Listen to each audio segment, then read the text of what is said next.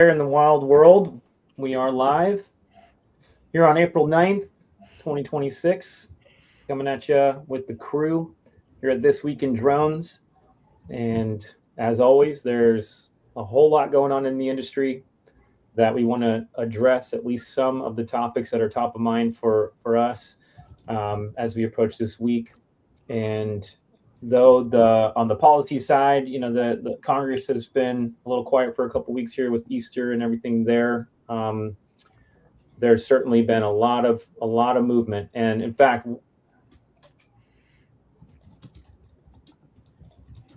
that was quick. And in fact, Looks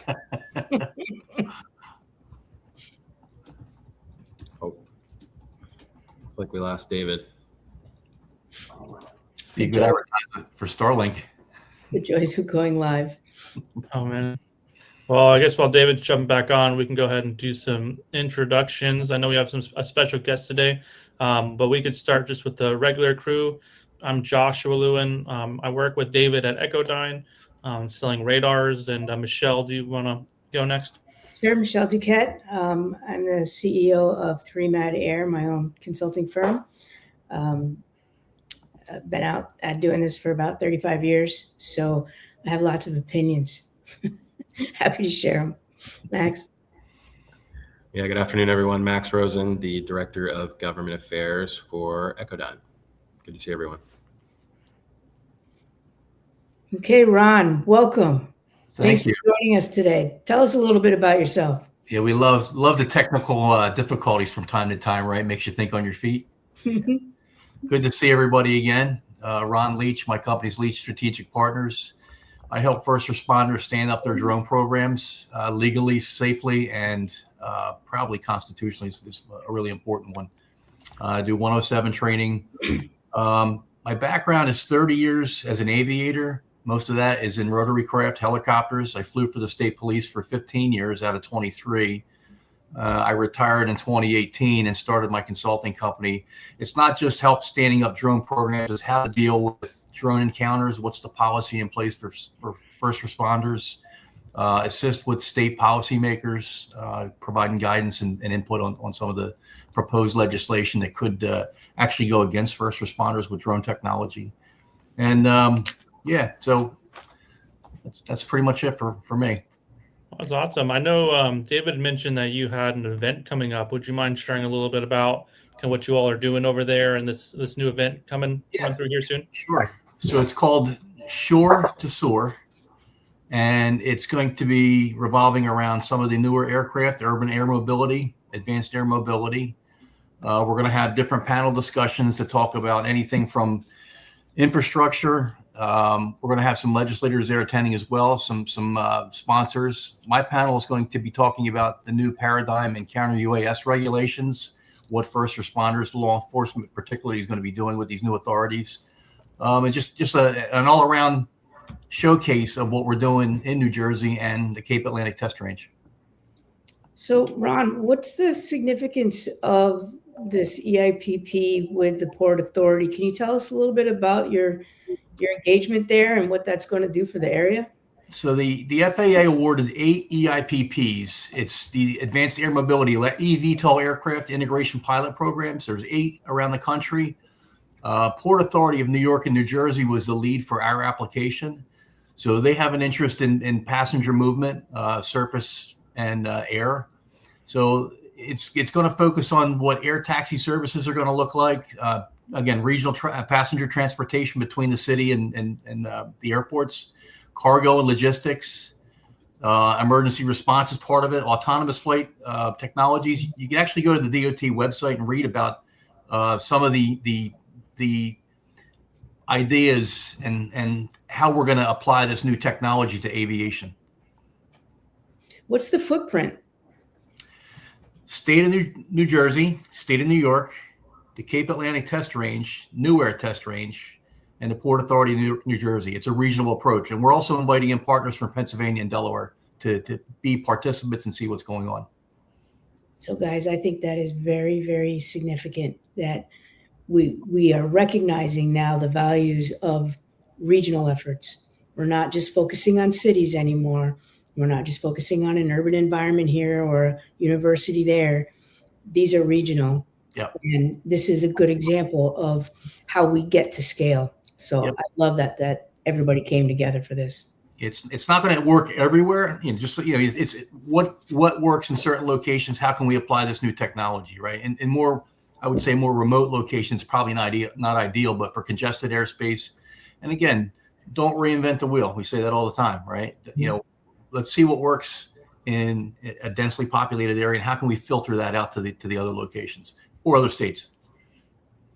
Curious, Ron, if you think that, like at the port, if the major airports are going to be involved directly, or is this all kind of on the, outside of those real super dense urban environments at the moment for the testing, or do you think they'll actually have to drop some breadcrumbs for David, find his way back? Oh, do you not hear him? No, I don't. Oh, I hear him loud and clear. Okay. Maybe toss out my I hear you fine. question, Michelle. Josh, I heard you earlier. I don't hear Max either. I haven't heard. Max, are you there? Yeah, I haven't said anything yet. Ron, can you Maybe hear pull Max? Max in a little bit. So maybe Ron can't hear anyone. I can hear you. Well, that's really all that matters. Exactly. Well, Michelle, you want to toss out my I can question? see you. So David was asking about the major airports. There are several that are included in that footprint. Yep. So what's the engagement plan for those major airports? We'll find out what the need is and what the authorizations are going to allow us to do, and then work through their processes. Port Authority is a pretty big organization. They run several airports in the region. You got Newark Liberty, LaGuardia, JFK, and there's some other smaller airports up in New York that they also maintain, and Teterboro. There's a lot of jet traffic moving in and out. There's also a lot of helicopter traffic along the Hudson River and the East River. Some of it tourism, some of it transportation. So hopefully some of these new technologies coming out will, maybe they'll be a better fit for the area to reduce some of the noise. Maybe there'll be cheaper alternatives to get to different airports. It's going to be interesting to see how they integrate into the existing airspace. And I think that's what's important about having, the number of people involved, the different organizations, and having that institutional knowledge, and the FAA actually listening to some recommendations that we're discovering here. Ron, you had mentioned part of your conference discussed logistics. I'm curious, have you seen any kind of inklings of more logistics-based, like eVTOL style vehicles, where you have maybe shipping containers or kind of mid-distance freight being moved from like an airport to a port, or from a warehouse to a store in downtown? Have you seen any of that, or is that still a little bit early stage? I think it's still in the early stage, to be honest with you. I haven't seen it personally, but maybe this is a good a proof of concept for something larger to move, right? We have some new regulations coming out that's going to allow for larger aircraft to be operated autonomously. You're going to certainly cut costs down rather than having a surface-based transportation, and maybe some speed involved with that as well. Josh, you want to toss out your concept on integrating delivery, and that being like part of what may help bring sustainability and revenue, regarding that eVTOL and all that stuff? You want to explain it?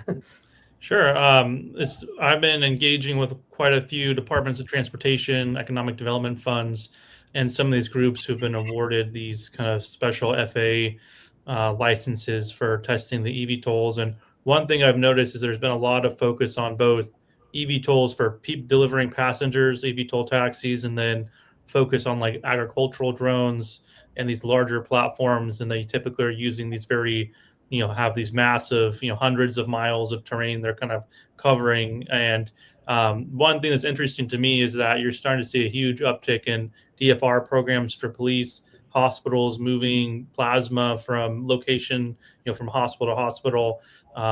Drone delivery with Walmart and Amazon are really interested in engaging in drone delivery as much as they can, since they've invested quite a bit into it up to this point. And it seems like, a lot of the focus is on eVTOLs, but it seems like anywhere this eVTOL infrastructure is implemented, you would be able to instantly have multiple, 5-10 customers from day one with all of those different constituencies. And a lot of them might even pay for some detection sensors throughout the city. So it's interesting to me, even like the locations people look at tend to be more rural kind of open areas versus maybe some of the areas that you would need more drone delivery. So it'd be interesting to kind of see if this eVTOL market might start trying to merge that. Hey, maybe we need to look at actually getting multiple customers versus having one eVTOL customer as kind of their primary, cause, for developing the infrastructure. There's a lot there from DFR to delivery. A friend of mine, a colleague, we were in talks with the trauma center who recently acquired another hospital about 60 miles away. And the forward-thinking chief trauma doc wants to deliver whole blood to that hospital from the main location. I don't want to divulge a name only because it's for them to reveal, not for me. So there's people already thinking about how to use some of this autonomous technology, not just for package delivery or moving people. There's other areas that we don't think about. Maybe making whole blood available to first responders on a scene, right? Beneficial for life-saving. DFR, huge fan. I think it's a great idea. I think the industry is certainly going to need more experts to be able to advise some of these first responders standing up DFR programs because they don't know what they don't know. You'll hear me say cops do cop things and firemen do fireman things. It's not a cut on them by any stretch. I was a cop. I was a volunteer firefighter. They do things to make the job, to get to the end result, right? Sometimes there's a shortcut. Sometimes there's a clever way of thinking of how to do something. Where I see the problem with drone as a first responder is if someone tries to think outside the box, so to speak, and violates an aviation regulation, they need to be in the position to be able to answer what they did and why they did it and how they expected to accomplish their mission, regardless of the turnout. Everybody goes under the assumption that the aircraft is going to come back to where it's supposed to, right? Until it doesn't.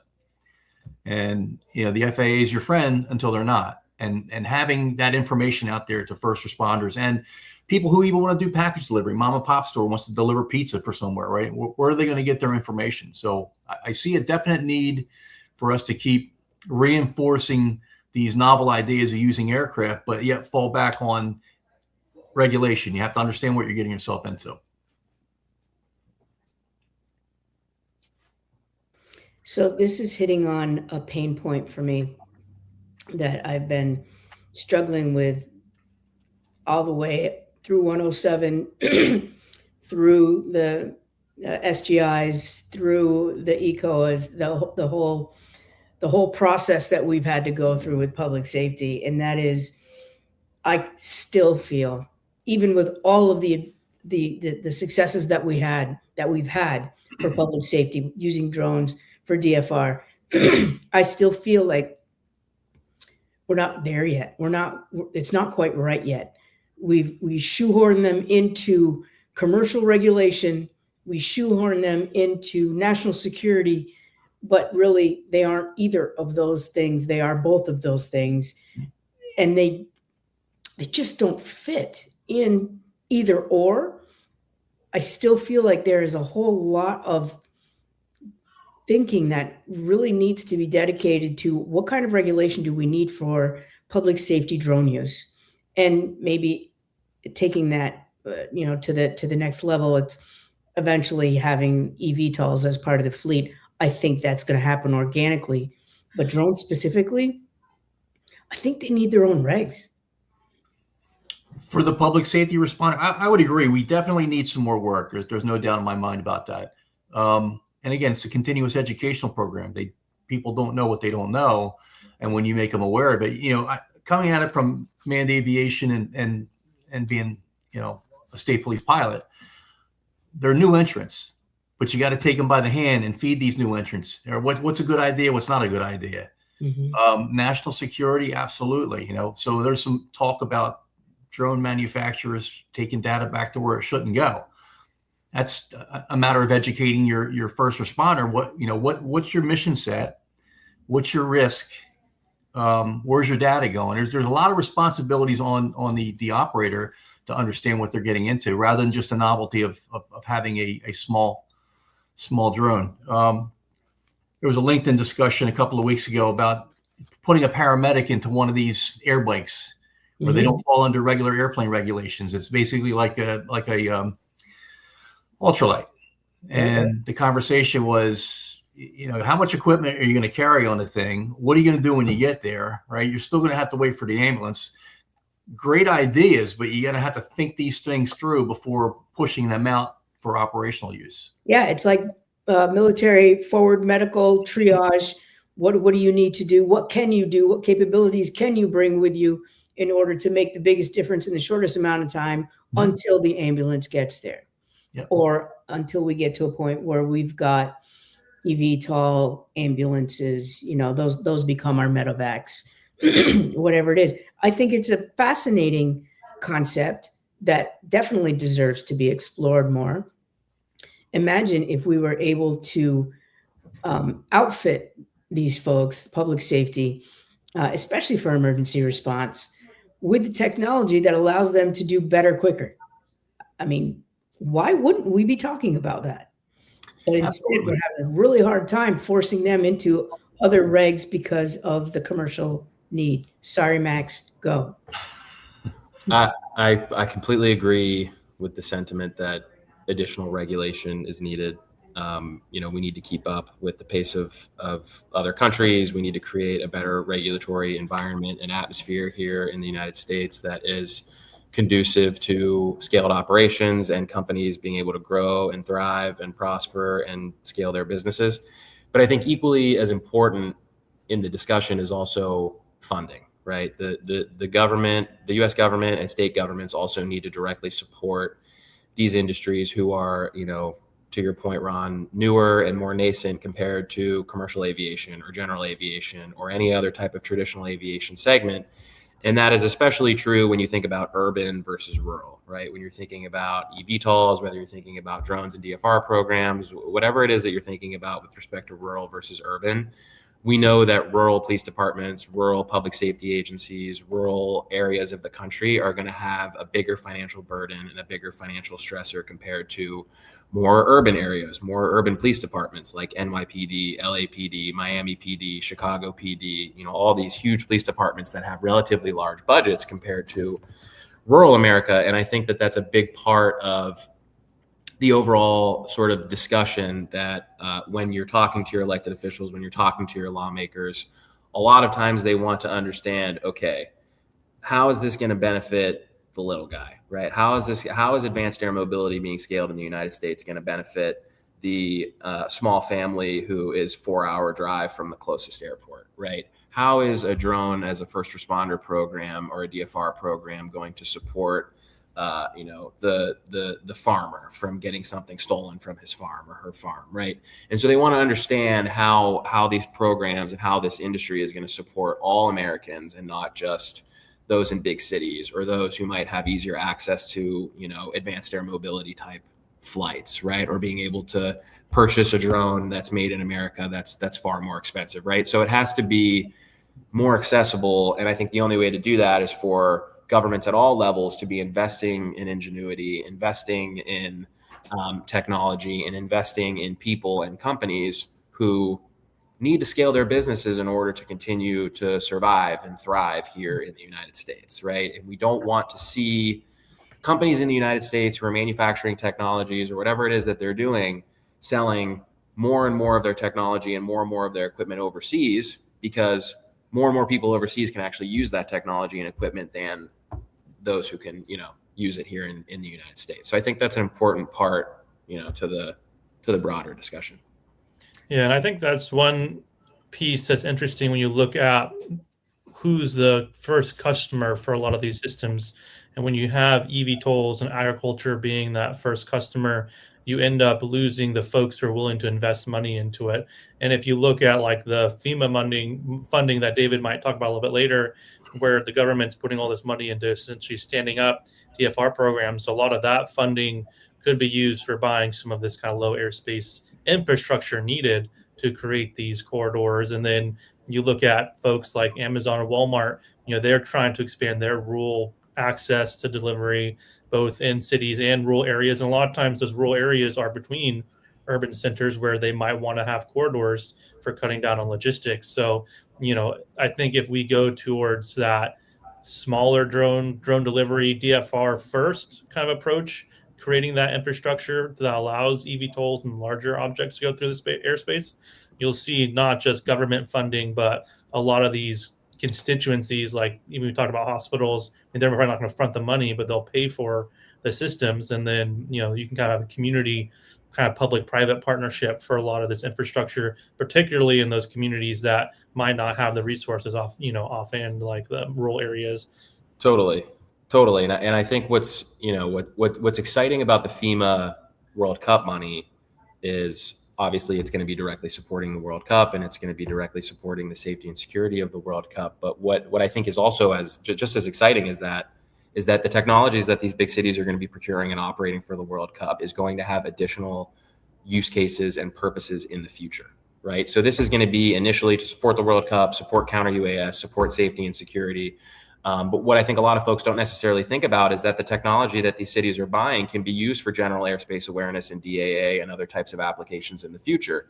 So there's already going to be a lot of technology that's rolled out into the field for when Part 108 is, finalized and promulgated, and folks start to operate under a rule instead of under, waivers and exemptions. And I think that's great. It's almost like it's a dual use pot of money, right? We always talk about how technologies are dual use, but I really see this as a really important sort of like initial investment by the U.S. government into the industry that over the course of the next 2 years and beyond, for the useful life of this equipment that folks are buying, this money is really like, it's a down payment into sort of like multiple segments of this industry that, we at Echodyne and many, many other companies across the ecosystem serve.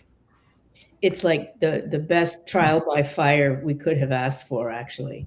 I mean, we have such a history of challenges when it comes to taking research out of research and operationalizing it. That operationalization has been one of the most challenging things for us for years and years. And then FIFA. So here we are. We are going to hit the ground running. We're investing. We're putting infrastructure in. And we recognize that there's going to be infrastructure leave behind. That's actually a deliberate part of their plan. What we don't have are all of the use cases that you all have been making references to. However, we do have a mechanism for collecting those use cases now. Have you all heard of the CAT, the Center for Advanced Aviation Technologies? Yep. So that is now finally getting into a place where it's got its own structure, its organizational structure set up, pretty solid. I was with them earlier, and they are earlier this week. I was there. They are now getting to the point where they're soliciting white paper ideas for advanced air mobility. Those use cases that we're talking about now are absolutely appropriate to be submitting. And what happens in that process is these ideas come in, and there's a vetting that happens because the community that they have collected is very diverse. All different perspectives are there. Service suppliers, OEMs, manufacturers, weird generalists like me, they're all there. And there's an assessment that happens and a racking and stacking, and then there is an FAA discussion. Is this meeting the mission that you are trying to execute? And it could end up that your use case gets turned into a task order for the CAT that actually gets executed. We need those use cases. So I implore everybody that's listening, don't think because you don't know anybody in there that your ideas won't be heard, or seriously, we all have our own lens, and they're all important. And your idea may roll up into someone else's idea, and now we have something even better than either one of those ideas. But we got to hear them first. So I encourage everybody to reach out to the CAT or reach out to me, and let's get your ideas flowing, get those use cases out there. Ron, aren't you like an affiliate test site or something? Yeah. First of all, I got to apologize. David and Max just popped up a few minutes ago, and I can hear everybody. So if I was talking over anybody, I apologize. It just I didn't hear you. So yeah, the FAA we have a Cape Atlantic test range, which is centric to Cape May County Wildwood Airport, but we're actually trying to expand that a little with the EIPP coming. We want to expand that a little farther north. Goes up to about 7,000 feet, extends from just south of Atlantic City International Airport down to the Lewis Terminal, ferry terminal in Delaware. And we're working on a couple different projects. We have people come in and test their novel aircraft, but more importantly is the location, I think, makes it unique because it's a maritime environment, and not too many of the other sites have that location. We also fall under the University of Alaska Fairbanks under their COA as one of their authorized test sites. So you have a pretty decent idea of probably a plethora of use cases for your area that would be valuable, in addition to the public safety ones. So we have a major military airport, McGuire Air Force Base. It's a big logistics hub for the East Coast. And the Air Force has an interest, and again, I'm not speaking for them, but one of their ideas was, how do we make some of these flights cheaper? Single pilot, autonomous. So if you think about Dover Air Force Base is right across the Delaware Bay and a connection to McGuire, can we facilitate flights between those locations as a proof of concept here? Mm-hmm. Love it. Ron, can you hear me now? Yep. Okay, perfect. I don't think you did talk over anybody earlier, as far as I heard, so everything's good. Can you share again, for the folks who probably just jumped in or came in after you spoke about your event, but can you just share when, where, and what's being covered, including, I think, on like the second or third day, there was like a workshop, and just anything on that, because I think that's an opportunity maybe to dive into some of these topics, if I'm not mistaken.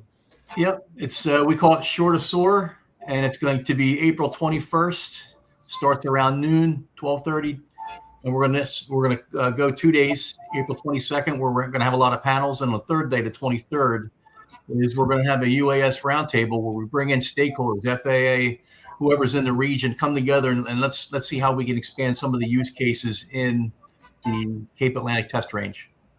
What's the newest country in the world? Love it. That's great. Well, I'm excited because we will be there. Echodyne will be there, and I'm excited for that.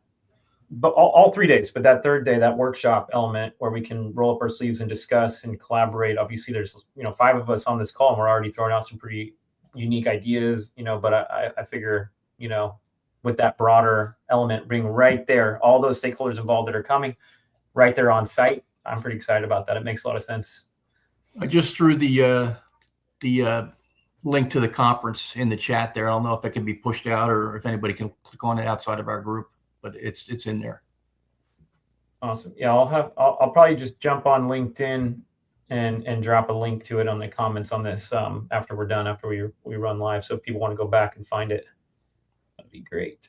And it says annual conference. So is this something you guys are going to be kicking off, kind of doing every year? Is that the plan? So originally they started out as a Cape May UAS Forum. We're going back to 2015 timeframe. And just before COVID, they kind of they got shut down. The person that was organizing them left the county. So that's how my partner Ray Adams and I got involved with this. We went to the county to find out what was going on with this COA that they had. It was a smaller COA, and asked about the forums as well. So this is the genesis. 3 years later, working with the county, we're finally to a point where we can get these things started back up again and get some interest. We had some really, really interesting people early on attending the conferences. So it's going to be exciting to see how these things grow and some of the other partners coming to the table to participate. Awesome. I love it. Well, so kind of shifting topics a little bit.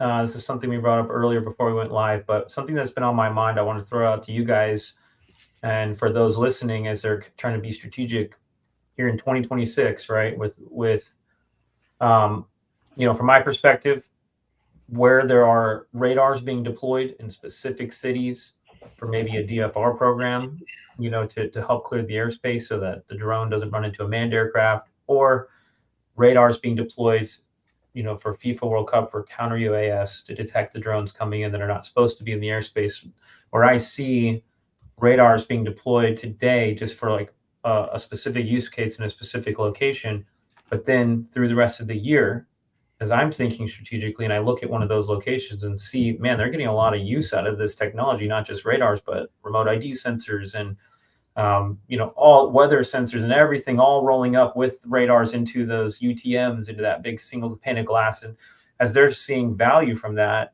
I want to help some of these sites to grow and expand on what's working and connect to other counties, other cities, other law enforcement agencies, other groups that say, well, hey, we want to spin something up and we're a couple miles away from you.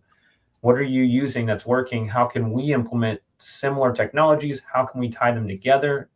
Back to Michelle's, interoperability, always looking at how these systems talk to each other and work together, or are they closed systems? So anyway, all that's running through my head. And I want to hear from you guys, from your perspectives. Like, I guess as I'm out there in the wild and other people like me that have certain technologies that are out there getting, sales right now, but now through the rest of the year, what information can we bring back to the industry as a whole, back to consultants, back to different folks, test sites? What can we bring, I guess, as we're seeing those pockets open up and we go, man, something's working here. There could be a spark in this particular county, in this particular state. How can we grow that? What kind of information is useful to you, Michelle, or to you, Ron, or Max from a policy perspective, or Josh, as you're seeing the same thing? Just like I wanted to kind of like just workshop that. If you guys have any comments, Michelle, you mentioned obviously the center that's looking for white papers, and that's like a great formal approach. But I'm thinking slightly less formal, slightly more tactical. As we rub shoulders, we see each other at industry events. How can we bring some of those things to create that spark and fan that flame? Well, I think you already do that organically, David. You naturally do that. When you see something, you talk to us about it. You talk to other people about it because it's interesting. It's fascinating to you, and you see the opportunities. The fact that you even have this podcast, you're doing it. Talking about it, I can't emphasize enough how important it is for people just to talk about what they see, what they think, what they're hearing, so that we can generate that positive friction, right? Get the different perspectives together, mix it up, and inevitably something really awesome comes out. I mean, that is how we get to new processes and procedures, and eventually to new regulation. It has to start somewhere. So if you are out there in the wild and you see something novel in a small place, there's a little, as you call it, a spark. I love that. Bring it back here.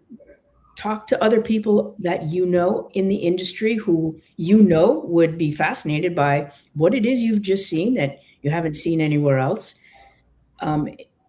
Encourage them to connect with folks who are part of these larger efforts, the public-private partnerships that the FAA has, whether it's the IPP or the Beyond program or the CAT, any of them. That's an avenue to get them heard, let them explain their why, so that it gets added to the broader thinking, the strategic thinking that's happening. Yeah. From my perspective, information gathering and collaboration is critical, right? All of you four, and I'm sure many of the folks listening know that before I came to Echodyne, I used to work at AUVSI, right? And AUVSI is the perfect example of an organization that comes together, members share information, and all for the betterment of the industry, right? And that is why trade associations exist, to represent the interests of an industry, right? I guarantee you, think of any industry in the world, no matter how arcane, no matter how esoteric, no matter how big or how small, there is some sort of trade association or coalition or group out there that represents that industry's interests. And I mean that. And I challenge you to think of an industry and see if you cannot find a trade association that represents those interests, right?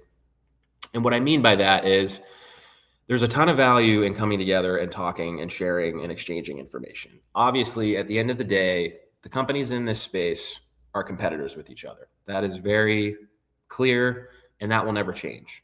But when you're talking about an industry that is still growing, still needs more to help foster that growth, whether it's funding, whether it's regulations, whatever it may be, right? Coming together around various interests and exchanging information with each other that ultimately will help your competitors create a more robust and more prosperous industry across the board. I always see value in that. And more importantly than me personally seeing value in that is elected officials in Congress see value in that. They like to hear from groups of companies, groups of individuals, groups of people who all are sort of coalescing around one similar goal. And what members of Congress generally don't like is when one company or even two companies or even five companies comes to them for what I call a cash grab, right? Some sort of policy, some sort of change, some sort of legislation, some sort of funding that's only going to impact one company and one company only, right? Members of Congress generally kind of deflect away from that unless it's something very specific through congressionally directed spending for a project in a district. I mean, that's a whole different sort of can of worms. But I have gotten really good positive feedback and positive receptivity on some of the priorities that I have brought to the folks on Capitol Hill. And obviously, I'm an employee of Echodyne. But these are ideas that will ultimately help broad swaths of the industry and will help the industry grow and thrive and prosper as much as it possibly can. And the best way to do that is for all of us to be talking to each other and for all of us to be exchanging information to each other, right? If I go talk to a state DOT and I'm told one specific thing that I think another company might benefit from knowing, I'll obviously have that conversation with friends of mine in the industry. Like, hey, if you're going to go talk to this DOT or that DOT about something, just to let you know, they're thinking about X, Y, and Z in this specific way, right? The more prepared they are, the more they know, the more they understand going into these conversations, the better off the entire industry looks across the board. So I completely agree with Michelle, David. This forum is great in fostering that kind of collaboration and talking with each other. But I encourage everybody to get out there and rub elbows with your compatriots in the industry. You know, when you go to Exponential, AUVSI Exponential next month up in Detroit, talk to as many folks as you can, gather as much information as you can, meet as many people as you can, because as everybody knows who's ever worked in DC or understands how DC works, in my line of work, it's the back of the napkin hallway conversations that are the most impactful. And I believe that to be true in other areas as well. Definitely.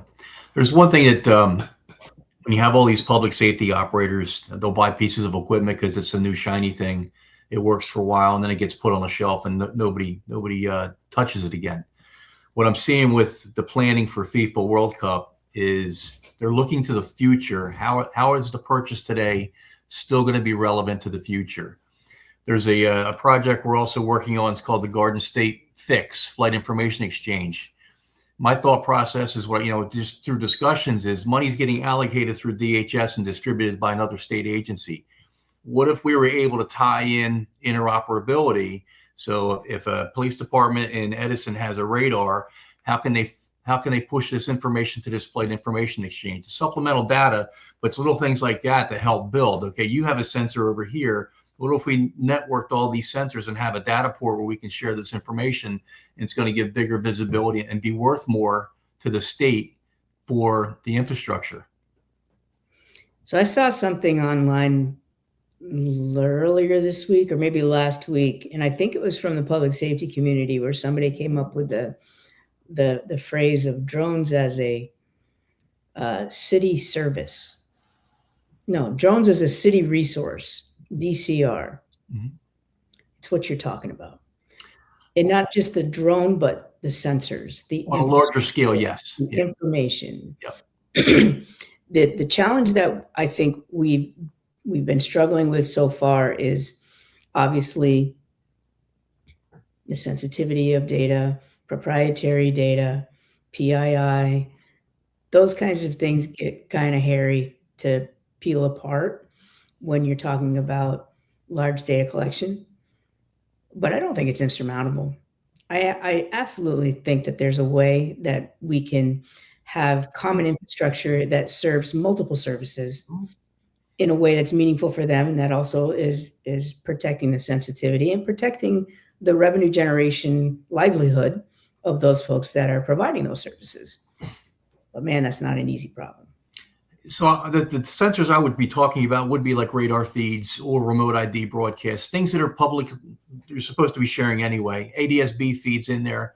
I learned recently that hospitals in New Jersey are now doing security with drones. Mm-hmm. Well, if your hospital has a landing pad there, don't you think it would be helpful to make sure you know if that's going to be used in the near future? You know, where's that information going to get shared, right? It just can't be housed at one location. Oh, by the way, we have a helicopter coming in, right? So same thing with the public safety aspect of it. If you tie a little bit of the funding mechanism to it, you got to share it. It's not yours to keep. You know, I think that would go a long way to building out the infrastructure, make it available. 100%. We've had to kind of wrap our head in around small chunks of this evolution, and we did the whole UTM with U.S. service suppliers, and now we're doing PSUs. But the bottom line is we have one NAS. Mm-hmm. We have a low altitude operating environment that serves all stakeholders, all operators, and our information has to flow across all of them. What is it that it's going to, what is it going to take for us to be able to get this low altitude operating environment as a living, breathing thing fed into BNATS, the brand new ATC system plan, so that we break down the walls between these different efforts that we've been putting in place? I don't have an answer to that, but I think we've got to start talking about it that way.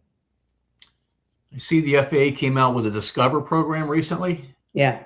So my thinking on that one, I think it's great. All right, it's going to be available to public safety to get the information on the operator or the drone that's of record, right? I think that was born out of a shortfall of staff with the LEAP agents. There just weren't simply enough of them around the country to service the request for the information. So I think that necessity drove the change, and it's a good one. Yeah, agreed. Manpower is definitely our biggest hurdle, especially on the FAA side. But just in general, we're trying to work towards automating as much as we can. It's a little scary because we still don't have really good ways of validating like AI outputs, but we know the possibility that the realm of the possible is there staring us in the face. If we can just figure out how to validate what comes back. So I think there's, I think it's there. It's very complicated. On that note, I do see a slight difference in how some cities are deploying, where one may only be thinking about one use case like DFR, drone as first responder, and that's it. And they're not thinking towards more of what we're saying, holistic future of other stakeholders using the ecosystem. And they tend towards more like vendor lock, or just saying, well, this one vendor says that they can fly, whatever, up to so many hundreds of feet without ground-based DAA because of what they've built into their, their drone or whatever the case, and they buy like this ecosystem just for that use case, just for these law enforcement agents to just zip out a drone any direction, anytime without having a plan in place or whatever they're trying to pull off. I don't know. I don't sell that equipment, but so I may have misspoken a little bit, but I see alternatively larger cities that are being very future focused, that are deploying sensors across entire regions, that tend to avoid that vendor lock scenario because they say, well, cool, well, that one drone can possibly do that for that use case, but here's 2 or 3 other manufacturers that are built for other use cases. This one can deliver toothpaste, to homes, and this one can deliver blood transfusions between hospitals, and that one can be used for like DFR, these quick tactical deployments. That's awesome, but we need to be able to track all of those types of aircraft in our airspace, and they need to be able to see each other, and they need to be able to see manned aircraft, and they start thinking. When they do think strategically like that, which I want to help continue to encourage, locations I'm involved in to think bigger picture and future like that, then they do tend to build systems that are more built for interoperability. That may mean that they need, another level of software that can speak to all three of those drone, manufacturers. That may mean that they should put in radars for ground-based EA in certain locations where they were going to skip over that, because again, they want to see all types of aircraft in that area to avoid collisions, things like that. So that's just a little, point that I picked up along the way. Differences in how groups are thinking.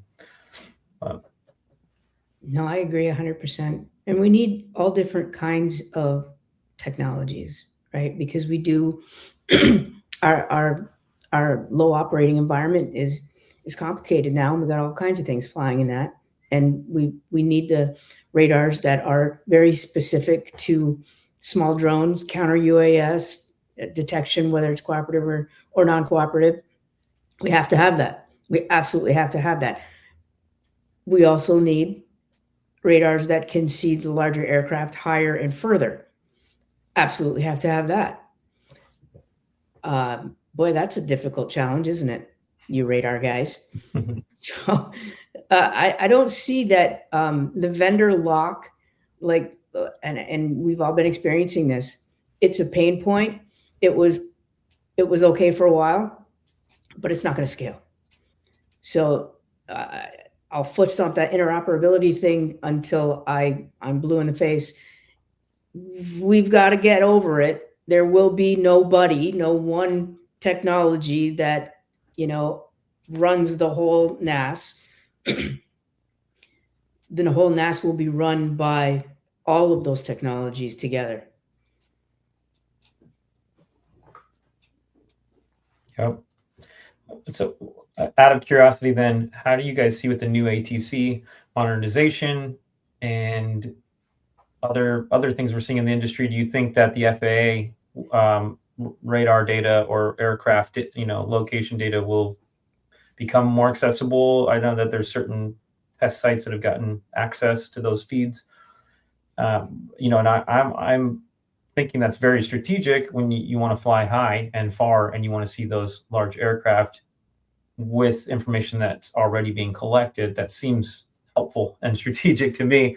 And then use other sensors, other, shorter range radars, other things in the meantime for those high density, takeoff landing points and other strategic pockets to get aircraft up into the existing, radar data that's already there. I think that's a pretty cool, innovative approach, but I know that there's some red tape and some things and reasons why that's not always freely accessible. But what's your guys' take? Any one of you, but I don't know, Ron or I was kind of curious what you thought about that. If it's a good idea, if it's not, if that's going to scale, and Michelle, anybody. But yeah, curious, Ron, what you think. So I don't think the FAA is going to give up the radar feeds from a national security position. Is there a way to anonymize certain aircraft or not to make available sensitive aircraft? Thinking, white tops, right? The answer is industry, like companies like Echodyne. You're contributing to it, right? How can we make certain feeds accessible, just like you do with the FlightAware app, right? There's ways to see things. How do we get around that hurdle, the sensitivity for security versus a need to know for the rest of the industry or the other aircraft? Yeah, they are able to filter out, those very sensitive flights right now, and it's not easy to do, and it's going to be a challenge to secure those feeds once they get outside the facilities. But as you said, David, they're testing it out. North Dakota has put a significant amount of effort into that infrastructure to securely receive that data. So now we've got a field test going on, and we'll be able to learn from that. And hopefully, Ron, there will be perhaps not just opening the gates, but there will be some subset of meaningful data that can be carved out, that can be shared, beyond SWIM, and in some other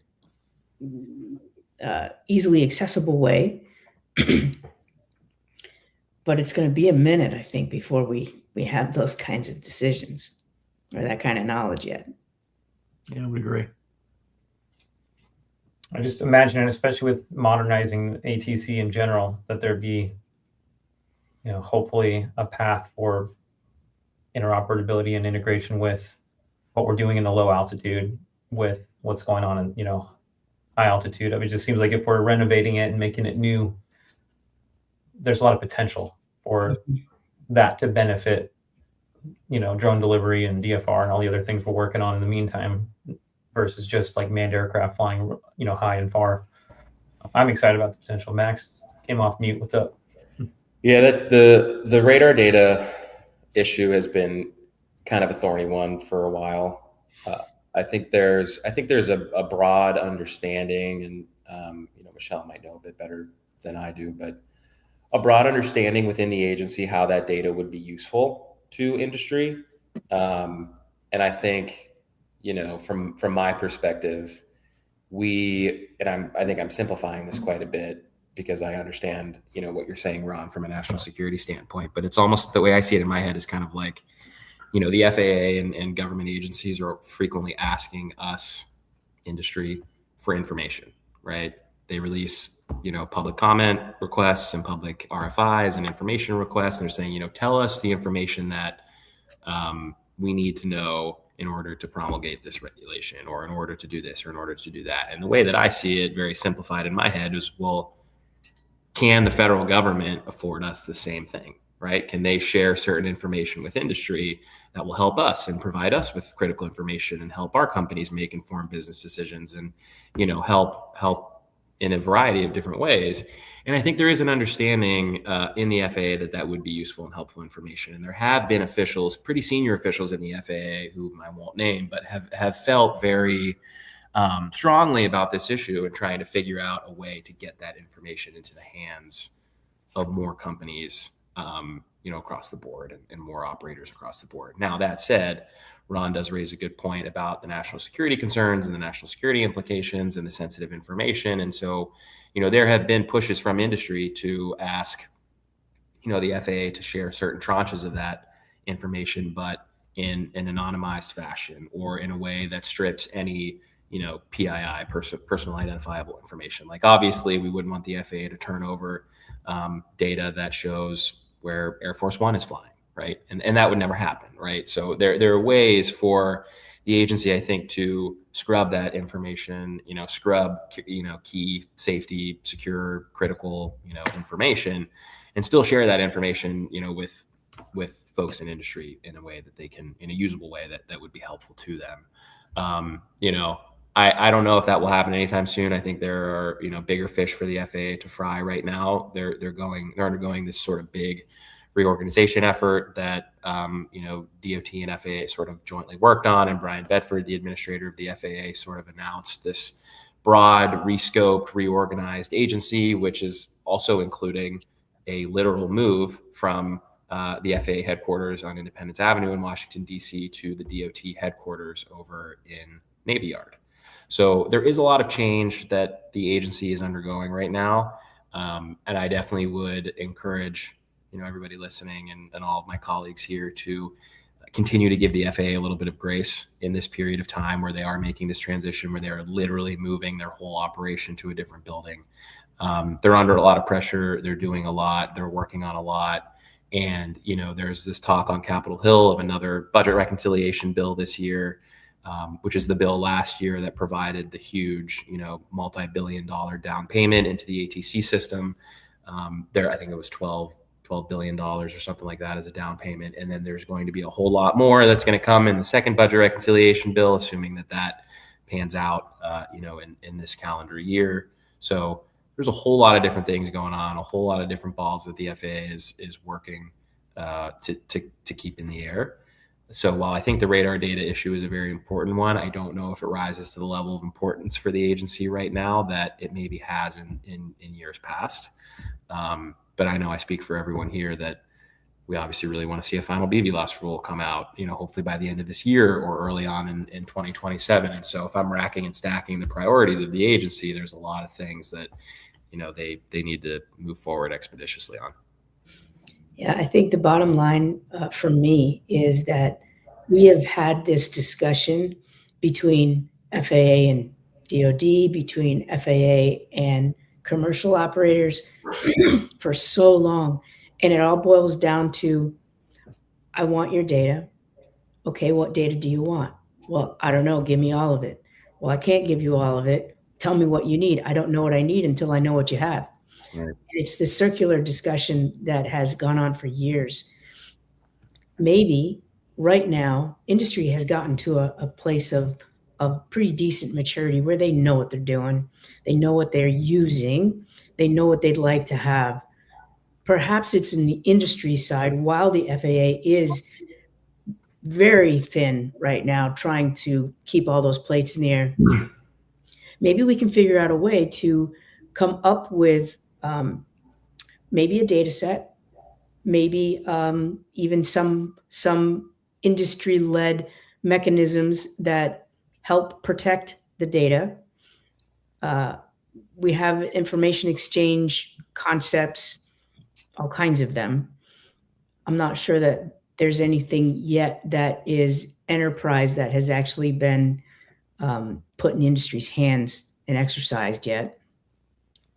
But these are the things that we can do on our own while we are waiting for the FAA to kind of struggle with what it is they want to release and how to do it. All right, well said. All right, guys. Well, thanks for the industry roundtable discussion we just had. That was great. I like that format too. Getting insight and wisdom from each one of you from your perspectives is really fun. I'm sure that all the folks that tuned in are taking notes, and all the ships can rise at the same time as the industry rises. So otherwise, we'll see everybody live again next week. And Ron, I'll see you in person in a couple weeks. And after we close out the live, I'll grab the link from you and put it in the comments. I'll just comment it myself on the LinkedIn post so people can scroll down there and find it and click and maybe come join us all in Cape May, New Jersey here at the end of the month. So I'm just thanks going everybody for your time. Go ahead. to throw a shameless plug in for Ray Adams. He's a retired Newark controller. His company Trajectrix has been working closely with the FAA on solving some of the radar issues as well. So you can find him on LinkedIn as well. Beautiful. Shout out to Ray. All right, guys. Thanks. Catch you soon. Thank you.